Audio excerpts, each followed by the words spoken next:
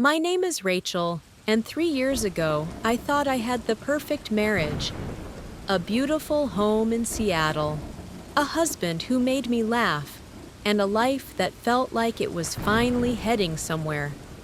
But one rainy afternoon, everything began to fall apart when I got a call from a hospital telling me my husband Daniel had been in an accident and I needed to come immediately. I rushed through traffic, heart pounding, only to find him awake, confused, and asking for someone named Lily. And I froze because I had no idea who that was. Later that night, when he fell asleep, I looked through his phone, trembling hands, scrolling through messages that broke my heart. Because Lily wasn't a sister or a coworker. She was someone he'd been secretly seeing for over a year, and reading those words, "I love you, I'll leave her soon," made me feel like the ground disappeared under my feet. I didn't scream, I didn't cry. I just quietly walked out of that hospital and drove aimlessly for hours trying to understand how the person I trusted most could turn into a stranger. But the story didn't end there. 2 days later, Lily herself called me. I don't know how she got my number, but she said something that made my blood run cold. She said Daniel had promised her a new life, using money from a big opportunity that was coming soon. And when I asked what she meant, she hung up that night. I searched everywhere and found hidden bank statements. He had moved almost our entire savings into a separate account under a fake business name. I felt destroyed, but I didn't confront him immediately. I waited. I acted normal because I wanted to know how deep this betrayal really went. 3 weeks later, he came home with flowers saying he was sorry for being distant because of stress at work.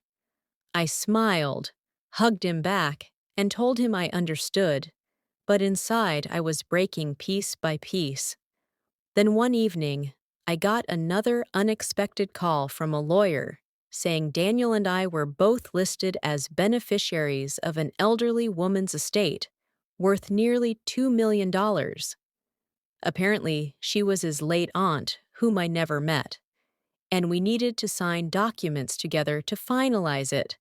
That's when everything started to make sense. The big opportunity. Lily mentioned the sudden distance, the secret account he was planning to take, that inheritance, and run away with her. So I made a decision. I went along quietly, pretending I knew nothing. I met the lawyer, I signed what I had to sign, and smiled through every conversation. Daniel thought I was clueless. But behind his back, I changed all access points to joint accounts, froze transfers, and informed the lawyer privately about the suspected fraud. Weeks passed.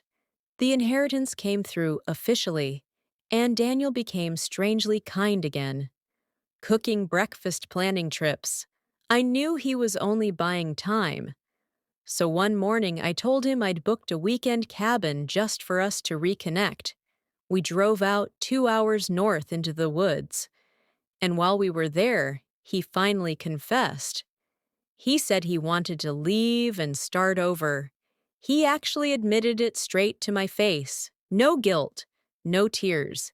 He said he'd fallen in love with Lily, and they planned to use part of the inheritance to move abroad.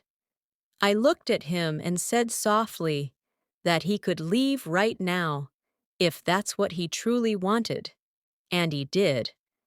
He packed his bag and walked out thinking he was running toward a dream. But what he didn't know was that I had already reported every suspicious transfer. The authorities froze the accounts, and within days he and Lily were both under investigation for attempted fraud because the inheritance wasn't a gift.